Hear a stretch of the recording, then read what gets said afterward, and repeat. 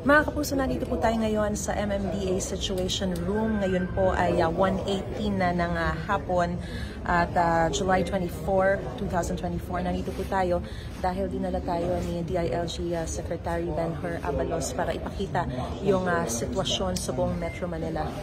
Ayan po. Ayan na po yung situation. Medyo lola. Then tricycle. Halos wala ng mga sasakyan. Next.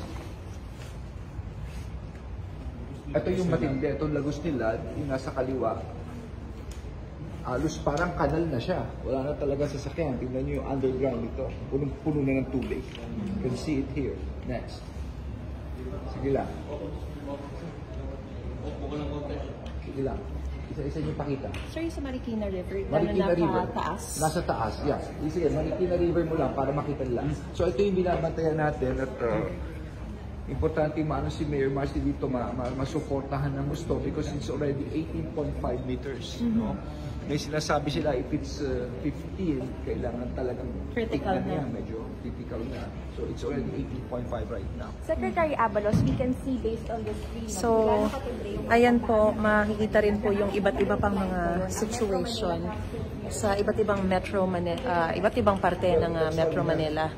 Napakahalaga po na makita ito at sa ilang sandali lamang po ay magko-convene yung mga taga Metro Manila Council, MMDA, sa pangunguna po ni DILG Secretary Ben-Hur Abalos para malaman kung talagang panahon na para ideklara ang state of calamity sa buong Metro Manila. Kanina po sa kanilang pakikipagpulong, pagbibigay ng situation briefing kaya Pangulong Bongbong Marcos sa NDRRMC ay inrekomenda na ni Secretary Abalos na ideklara ang state of calamity sa buong Metro Manila.